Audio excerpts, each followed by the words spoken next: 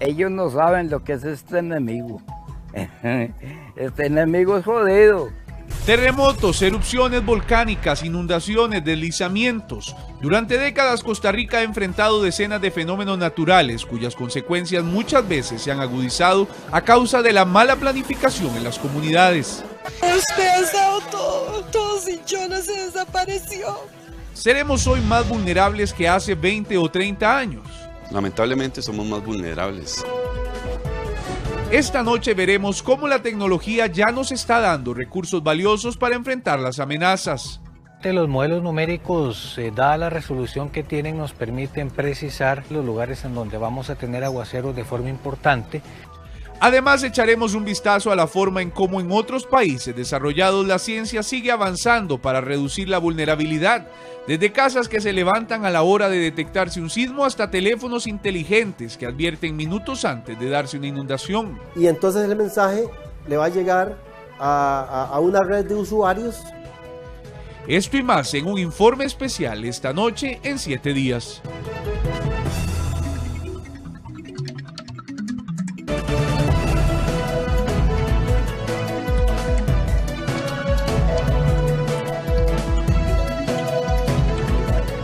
Hola, ¿qué tal? Muy buenas noches, bienvenidos a una nueva edición de 7 días, tal y como lo hemos estado anunciando. Hoy tenemos un informe especial acerca de los desastres naturales y lo vamos a analizar desde un punto de vista integral. Vamos a hablar primero de qué es lo que ha estado ocurriendo en las últimas décadas en nuestro país. Vamos a hablar la diferencia entre la amenaza y la vulnerabilidad.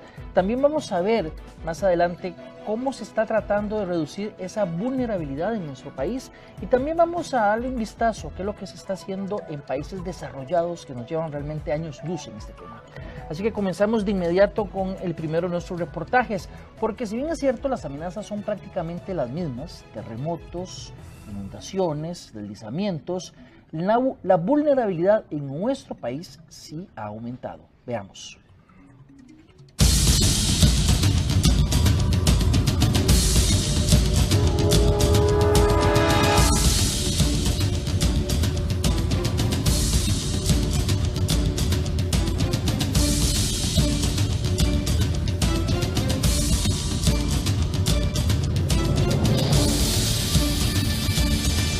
A través de la historia, los fenómenos naturales se han hecho presentes en la realidad de nuestro país.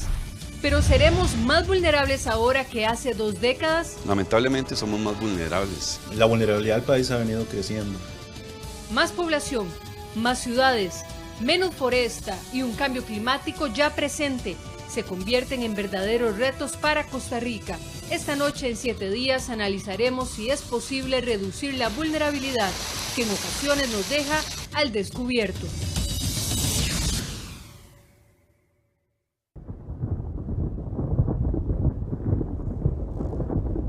Las nubes empiezan a cubrir los cielos.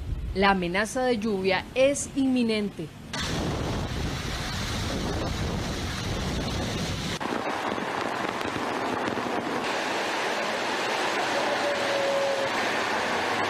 Las tormentas y otros fenómenos naturales no distinguen entre clases sociales.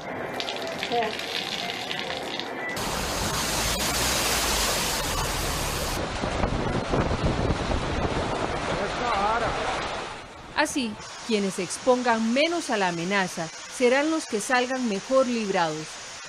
En este principio se basa el concepto de vulnerabilidad de un país. La vulnerabilidad es una situación de exposición.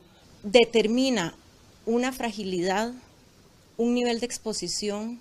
Y la vulnerabilidad también es incapacidad. Incapacidad para resistir, para enfrentar, para reponerse. Eso depende muchísimas veces de dónde vive, qué hace para vivir. Somos un país tropical, en el que a través de la historia hemos lidiado con desastres naturales.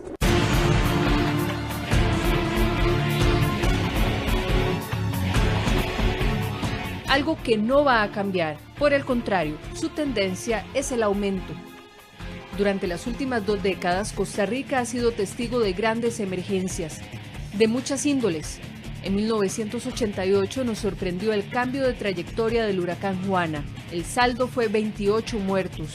3 años después, el país se estremece con un sismo de 7,4 grados ocurrido en Limón, cobrando la vida de 50 personas. Imposible olvidar el paso del huracán Mitch. En 1998, 5.500 personas tuvieron que ser evacuadas de sus casas. Y así podemos seguir recordando muchas otras emergencias que golpearon a Costa Rica. Con este panorama podríamos pensar que después de tantas lecciones, lo aprendido es sinónimo de superado, pero la realidad es otra. Marcos Adamson, catedrático de la Universidad de Costa Rica, junto con otros científicos, se dieron a la tarea de analizar la vulnerabilidad del país frente a las amenazas que constantemente tocan a la puerta, y llegaron a una importante conclusión. La vulnerabilidad del país ha venido creciendo, en particular con los desastres.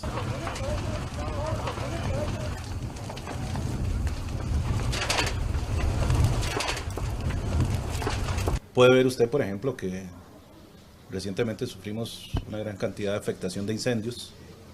Entonces tenemos desastres de tipo tecnológico, pero también podrá ver usted que si sigue las inundaciones han durante los últimos años venido creciendo a una tasa muy importante, a más del 5% anual. Este libro encierra datos trascendentales para el país, como por ejemplo las causas que provocan que ahora seamos más vulnerables que años atrás. Una de ellas es contar con infraestructura vieja, pensada para un número determinado de habitantes que ya rebasó su capacidad. De esta manera, el sistema vial de un país lo puede hacer más o menos vulnerable frente a las amenazas. En este momento, mucha de la infraestructura que fue diseñada y pensada para atender una población, en este momento no responde a las necesidades que impone la nueva mancha poblacional, la nueva mancha de infraestructura que tenemos, y que por lo tanto se queda muy corta.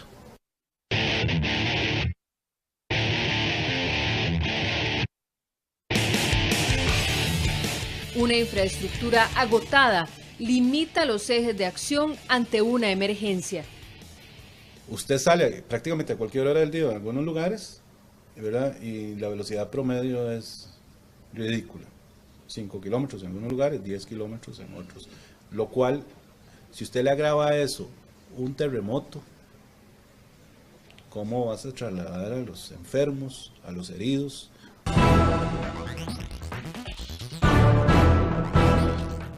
La pobreza es otro factor determinante para saber el grado de vulnerabilidad de la población. Quienes viven más desprotegidos, por ende, estarán más expuestos a amenazas, pero además tendrán menos posibilidades de levantarse tras ser golpeados por un fenómeno natural.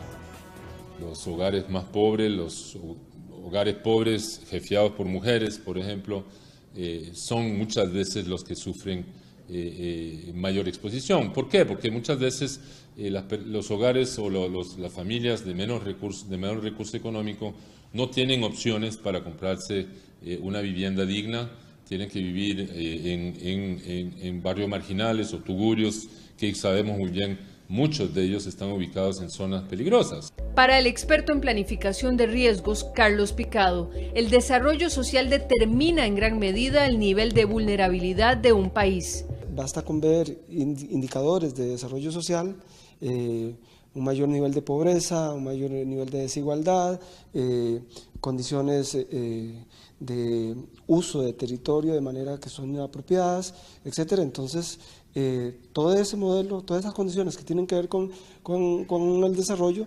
exacerban las condiciones de vulnerabilidad de la población. Sin embargo, existe una nueva variante. A diferencia de años atrás, la vulnerabilidad ya no es exclusiva de las clases sociales más pobres. Ahora puede afectar a más personas sin importar condición social. Esto debe alertarnos muchísimo. No porque los ricos no puedan ser afectados, sino que debe alertarnos porque lo que comienza a evidenciar es que la infraestructura ya está llegando a un límite donde no es suficiente para contener los niveles de vulnerabilidad.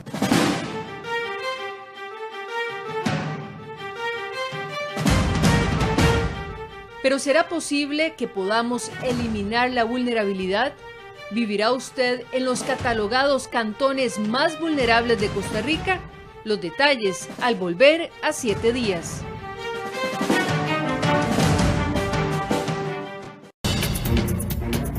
Al haber sido testigos de importantes emergencias nacionales, podríamos pensar que de las lecciones aprendidas alcanza para disminuir la vulnerabilidad del país. Sin embargo, el panorama no es tan alentador. En el 2014 somos más vulnerables que hace 2 décadas. Más población, menos infraestructura, más pobreza, menos foresta en las ciudades, son factores que determinan el nivel de vulnerabilidad de un país.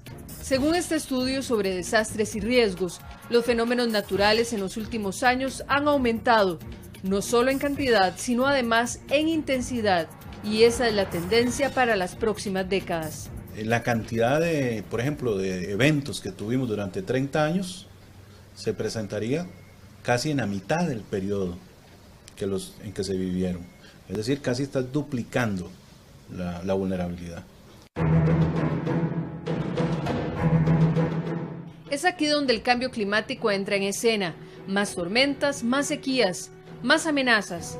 Pero además con esto se desarrollarán nuevos grupos de vulnerabilidad que antes no se veían afectados.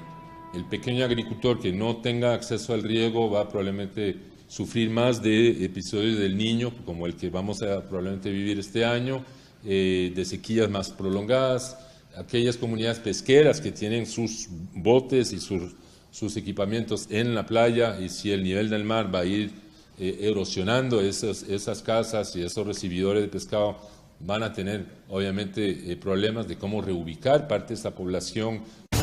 Para el geógrafo Pascal Sagot, el 80% de los desastres ocurridos en el mundo son causados por fenómenos climáticos extremos. En este informe de desastres se señalan los lugares del país que se han visto más afectados por emergencias nacionales y cuáles han salido airosos. Desde el año 1991 se presentaron en promedio 4 desastres por cantón a nivel de emergencia nacional, siendo Limón la provincia más golpeada. El cantón que ocupa la primera posición es Talamanca, seguido de Matina y Sarapiquí, algo nada nuevo para sus pobladores. Esto sucedía casi cada año, y la llena grande que hubo, como le digo, fue esa, 1 metro arriba se fue, de ahí normal, 1 metro, 2 metros la llena. Mientras que los cantones menos afectados por grandes emergencias nacionales son Tibás, San Isidro, Montes de Oca y Santo Domingo, pero solo hay uno sin registro de emergencias. Estamos en el único lugar de Costa Rica en el que en los últimos 20 años no se ha reportado una sola emergencia nacional: Moravia.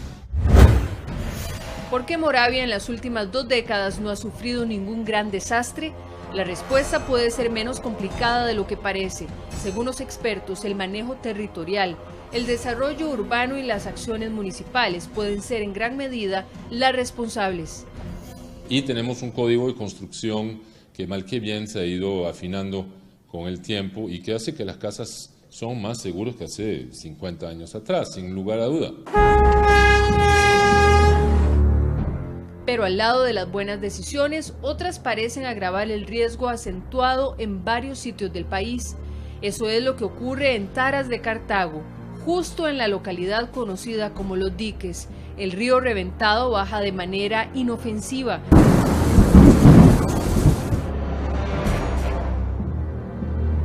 Pero por aquí pasaron flujos de lodo tras la erupción del volcán Irazú en 1963. Yo les he dicho, pero hayan metido la cabeza y hacen las casitas ahí. ¿Ah? Ellos no saben lo que es este enemigo. Este enemigo es jodido.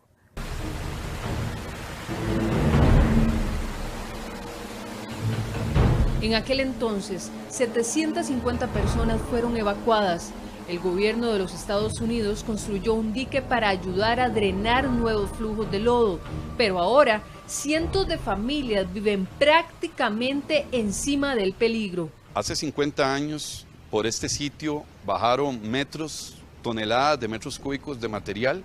Había muy pocas personas viviendo en este sector, mientras que hoy en el 2014 tenemos cientos, quizás hasta miles de personas que viven en los diques, conocidos como los diques de Cartago.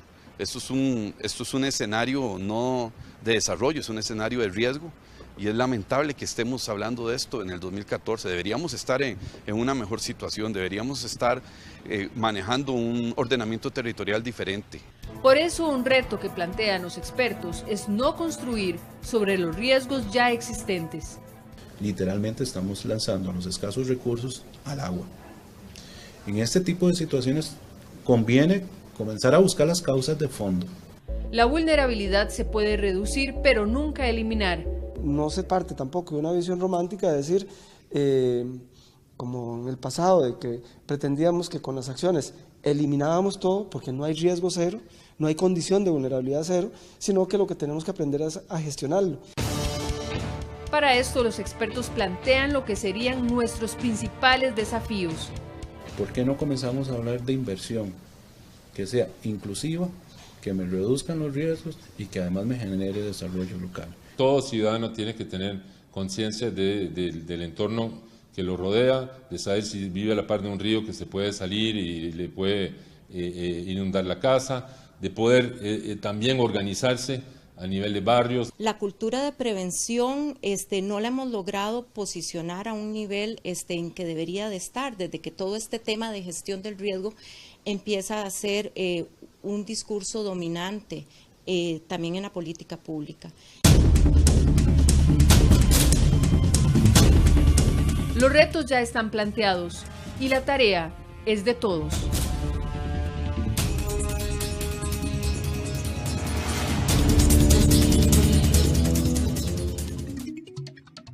Esta noche veremos cómo la tecnología ya nos está dando recursos valiosos para enfrentar las amenazas.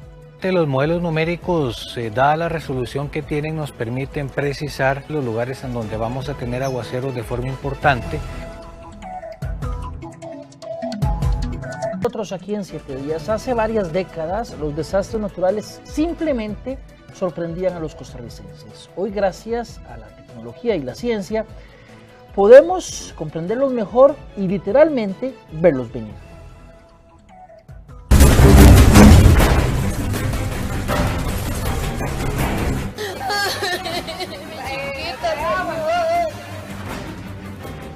¿Hay alguien dentro de la estructura que dé 1 a 2 golpes?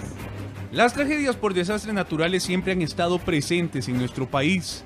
Muertes, destrucción y dolor. Despedazado todo Cinchona se desapareció. Hemos aprendido de esos errores.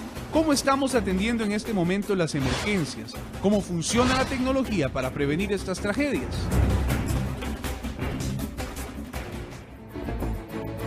En las últimas 4 décadas, nuestro país ha enfrentado el embate de 53 desastres naturales que han dejado pérdidas por 1.100 millones de dólares. Estamos en el puesto 72 de 179 países en riesgo por desastres asociados al cambio climático.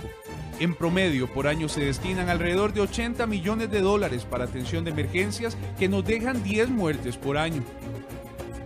Ante eso, la necesidad de prevenir se vuelve imperante, es por esto que diversas instituciones buscan la forma de monitorear los posibles focos de desastre para atenderlos de la manera más oportuna.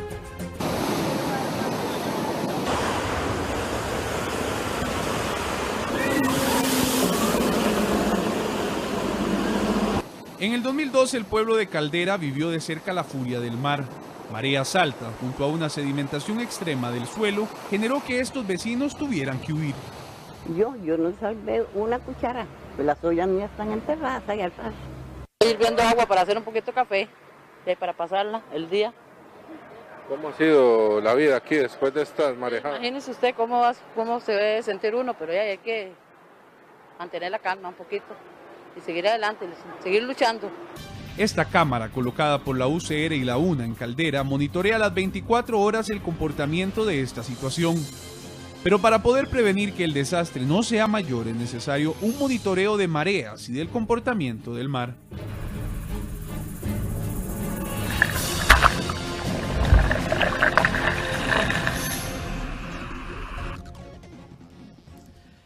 Este es un sensor de viento, mide la dirección y la magnitud del viento.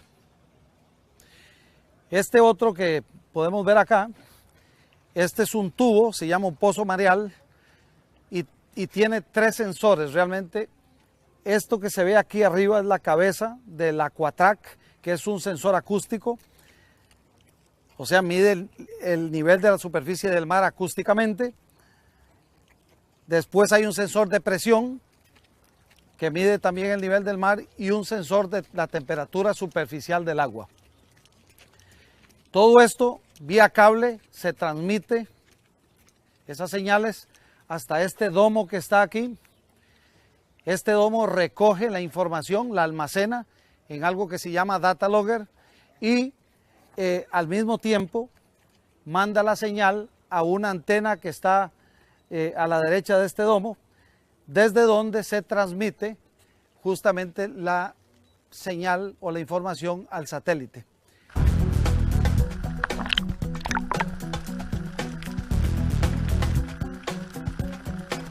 Este aparato, ubicado en la Marina de los Sueños, en Herradura, es la encargada de brindar una información detallada a los expertos.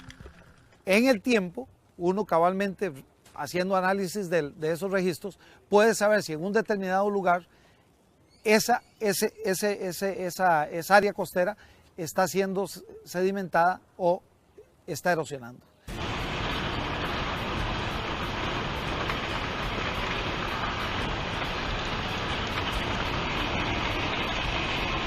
Aunque en nuestro país estos fenómenos no se ven en esta magnitud, permite además brindar información en tiempo real sobre los efectos en nuestras costas.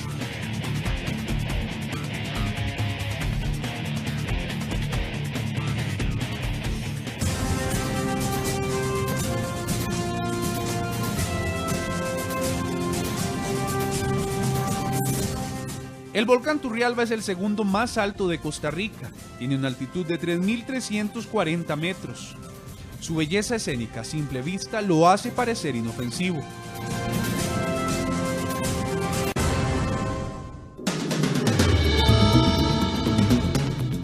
Pero desde el 2009 el ingreso al parque se encuentra restringido con algunas excepciones. Muchas comunidades a su alrededor han sido desalojadas por el peligro que existe.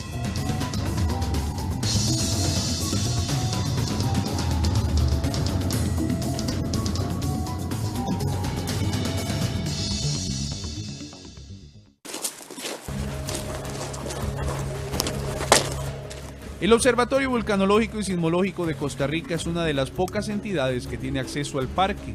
Sus revisiones periódicas y monitoreo permanente ayudan a las autoridades a prepararse ante un cambio drástico en su comportamiento.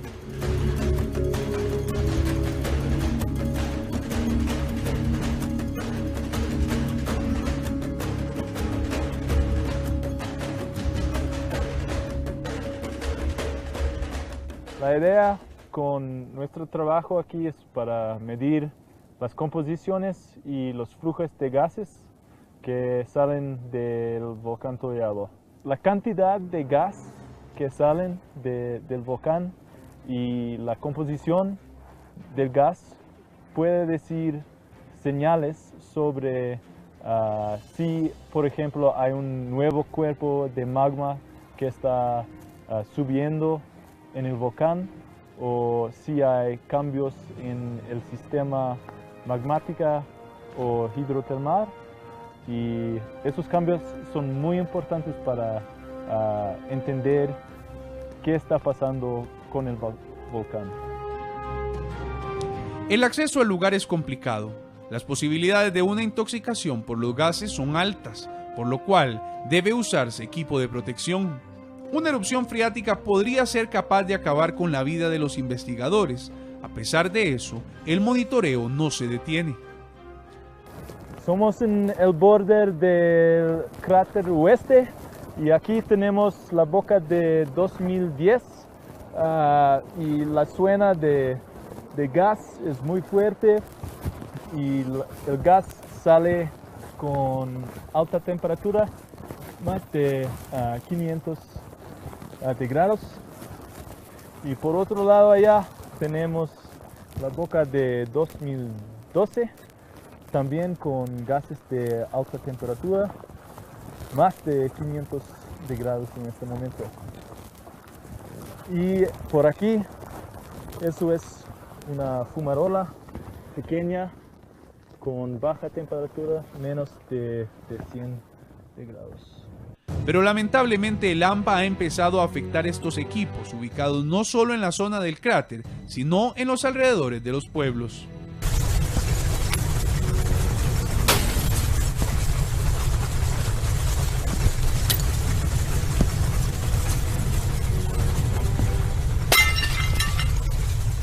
Chinchón y Nicoya han sido los eventos sísmicos más recientes y sin duda los que más afectación han tenido. En promedio suceden 20 sismos al día en nuestro país. Solo en el 2012 ocurrieron casi 8.000. Las estaciones permanentes del Observatorio utilizan instrumentos como estos, son sismómetros de banda ancha. La construcción e instalación de una estación de estas requiere de 3 a 4 días, mientras que para el registro de réplicas de sismos grandes o enjambres sísmicos disponemos de estaciones portátiles que prácticamente en un día se pueden instalar hasta 6 de ellas alrededor de la fuente sísmica. Es recibida acá, pero es registrada en un receptor de GPS, el cable viene... Marino Proti ha estudiado de cerca estos fenómenos. Su trabajo en la zona de Nicoya permitió alertar a la población para que tomara las previsiones ante un evento que, aunque su magnitud fue menor a la esperada, sucedió. Para los organismos encargados de la atención de emergencias es muy importante saber dónde exactamente fue el terremoto en este caso, porque hacia ahí es donde van a canalizar la ayuda inmediata, sobre todo equipos de rescate, donde se puede esperar que hay la mayor cantidad de daños, por ejemplo. Y antes de los desastres es útil porque ayuda también a planificar en términos de las prioridades. En la misma línea trabaja la Red Sismológica Nacional en la UCR. Con la instalación de equipos similares se busca la mayor precisión a la hora de encontrar los epicentros. Tenemos en este momento unas 62, llegan en tiempo real al laboratorio que tenemos en la Universidad de Costa Rica y allí realizamos un procesamiento de la señal del temblor en el momento en que él está ocurriendo. Así nosotros podemos, a través de varios algoritmos, determinar la localización del temblor. Tenemos una localización preliminar a 3 minutos de ocurrido el sismo y una localización revisada, que es la que reportamos a la población 9 minutos después de que ocurre el temblor. En caso de una emergencia mayor, todas estas instituciones trabajan en estrecha relación con la Comisión Nacional de Emergencias. Aunque los temblores sean pequeños, siempre estamos en constante comunicación. Inclusive la misma presidenta de la Comisión de Emergencias nos llama por teléfono cuando hay algún enjambre pequeño. Ella quiere profundizar, por ejemplo, en temas de dónde están ocurriendo los temblores y si hay algún tipo de problema relacionado con ellos.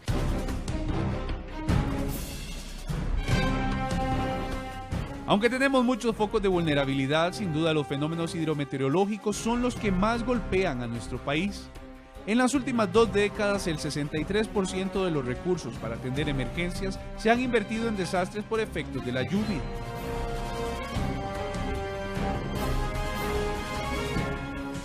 Ante estos datos, la prevención se convierte en la mejor aliada.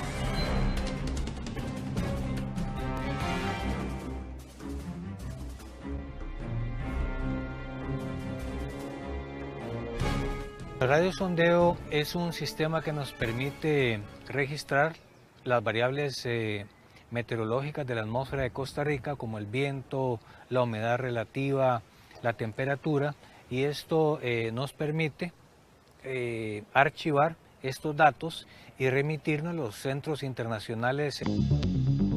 Este pequeño aparato es el encargado de medir y registrar en tiempo real las condiciones que encuentra en la atmósfera. Esas mediciones se están haciendo desde que se hace el lanzamiento, se hacen más o menos cada 2 segundos, se están recibiendo datos.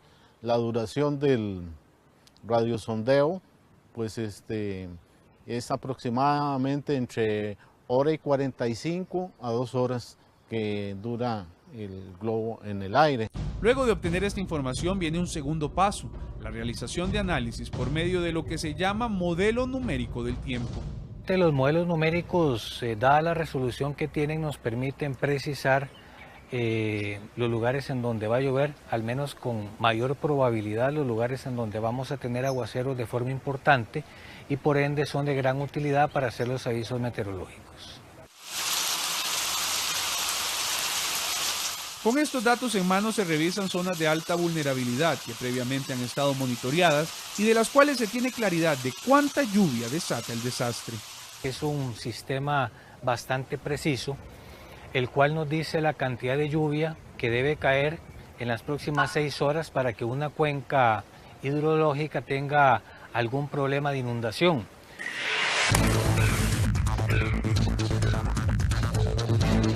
Sarapiquí es afectado al menos cada 2 años por un desastre natural.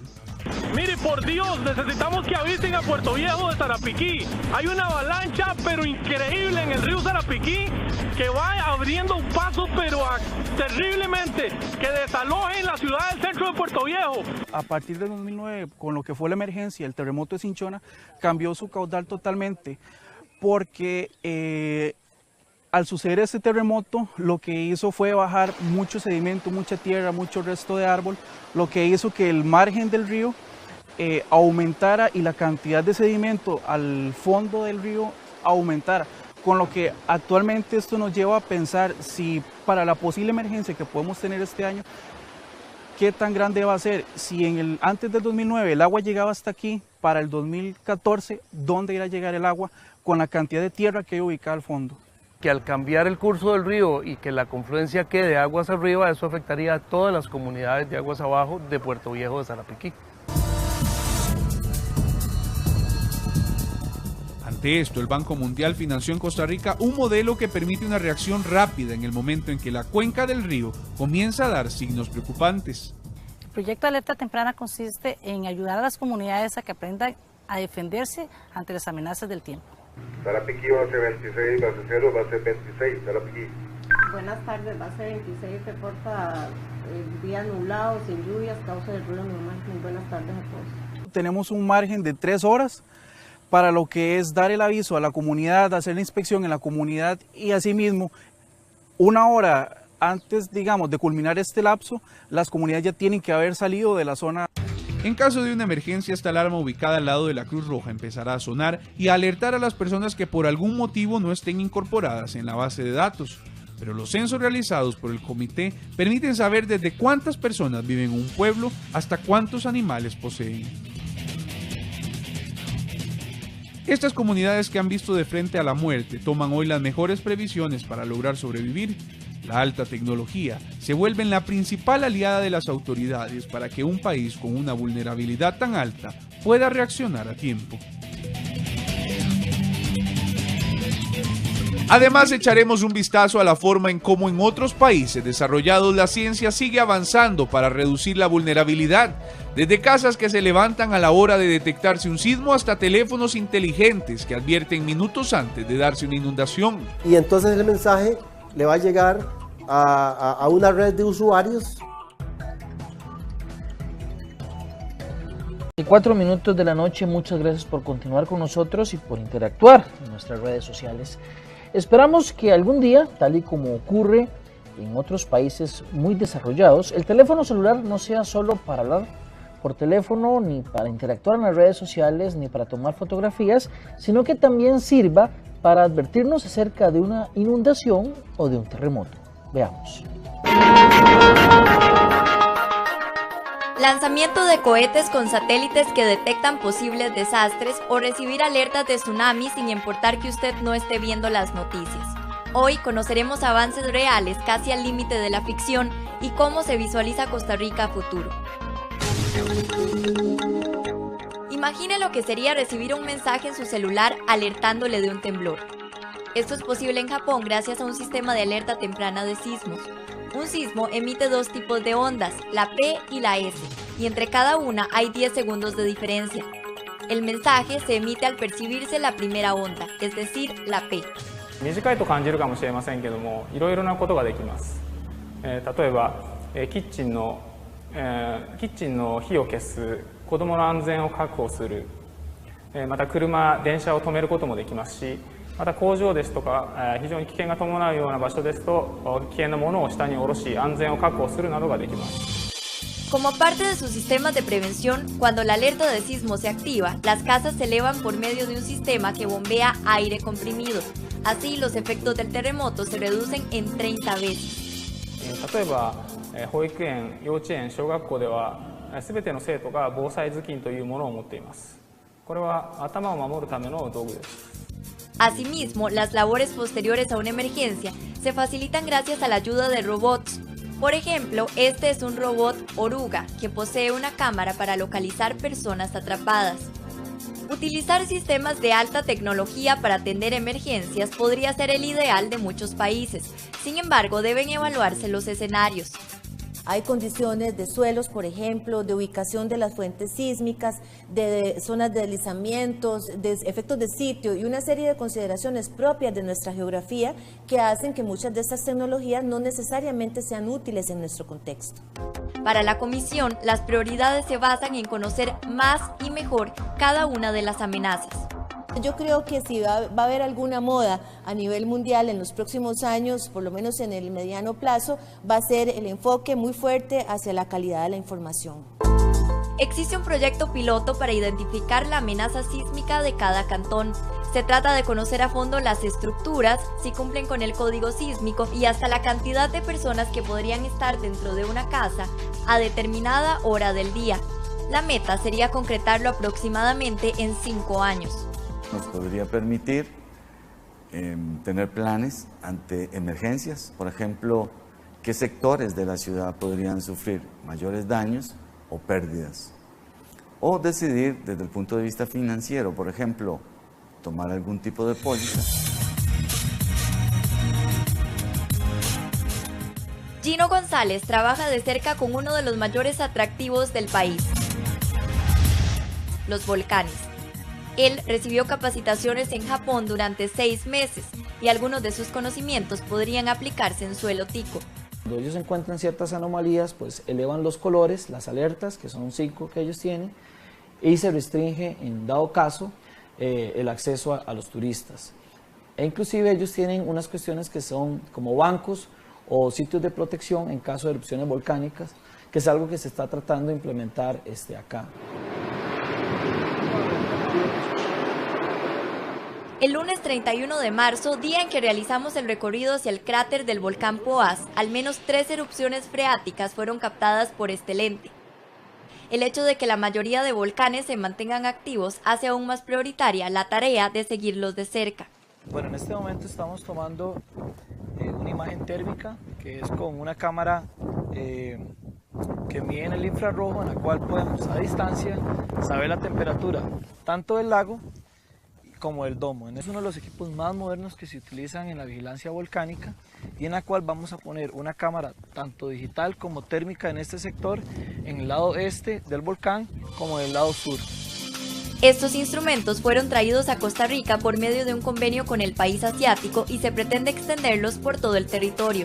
Estamos poniendo cámaras térmicas, sismógrafos, próximamente GPS para ver la deformación e inclusive pues encontramos un helicóptero para tomar muestras de los gases, que en este caso pues es difícil para nosotros, e inclusive pues tenemos el proyecto de poner unos micrófonos en el volcán para ver la acústica de cada erupción. A futuro pretenden crear una línea base de cada volcán, es decir, un historial preciso para medir con mayor exactitud si se presentan cambios.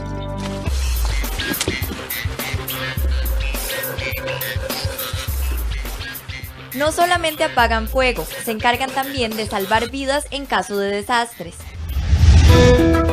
Esta construcción, que hoy no parece tener nada extraordinario, albergará uno de los mayores simuladores de rescate en estructuras colapsadas de la región. Este modelo es utilizado en países desarrollados y llegará a bomberos de Costa Rica en unos meses por medio de cooperación económica de la Embajada de Suiza. Aquí estamos básicamente construyendo un edificio de apartamentos y un simulador donde se van a preparar diferentes escenarios en donde los rescatistas pueden hacer ejercicios de hasta 2-3 días de búsqueda y rescate con las técnicas más modernas que se han venido desarrollando. Es reproducir básicamente lo que nosotros contamos en nuestras infraestructuras de viviendas y edificios, hormigón, concreto, ladrillo, madera, ese tipo de estructuras se forman las paredes de este edificio como una especie de Lego, y ahí los rescatistas aprenden a ir cruzando paredes, ir cruzando losas hasta llegar al punto donde tienen que hacer los rescates. Dentro de unos años, esta academia podría convertirse en una ciudad simulada que rete a los participantes con escenarios de emergencia casi reales.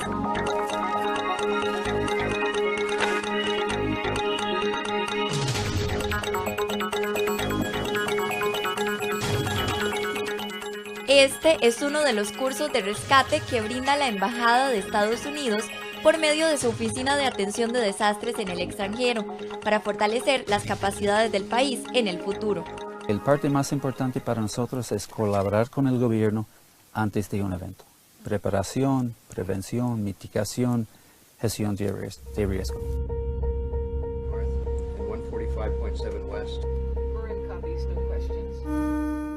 Aunque parece, esto no es una emergencia real. Es un simulacro realizado por el condado Marin en San Francisco, California, para que sus pobladores conozcan cómo deben actuar ante un tsunami.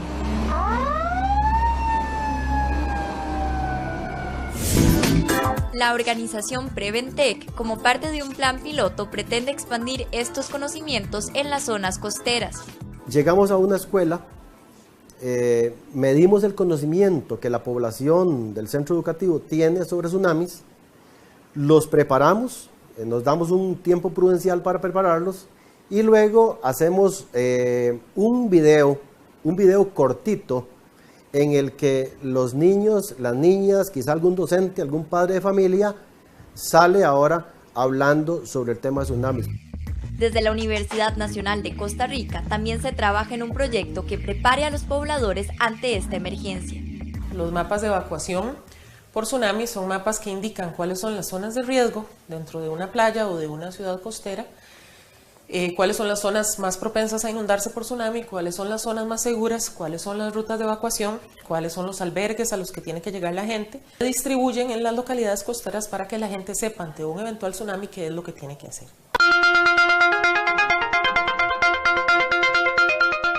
A mediados de febrero de este año, las regiones del sur de Inglaterra sufrieron el peor invierno de los últimos 250 años.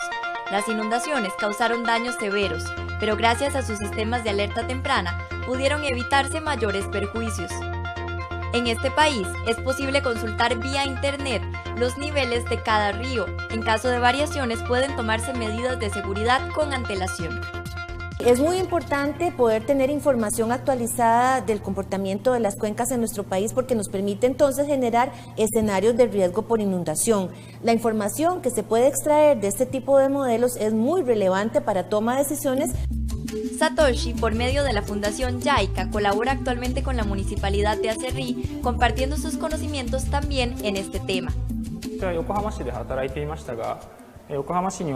常にインターネットで河川の水位またライブの映像を見ることができます。これによってより正確そして早期に洪水等の水災害に対応することができます。Preventec evalúa la realización de un proyecto que lleve esta línea. Tenemos todos esos datos conectados a un centro de operaciones que a la vez van a estar alimentando una aplicación celular y entonces el mensaje le va a llegar a una red de usuarios de telefonía celular y con el mensaje de que va a pasar aquello. Todo es automatizado, ¿verdad?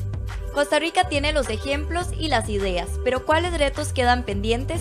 あると思いますが、一番大切なのはやはり子どもたちに災害について教えることだと思います。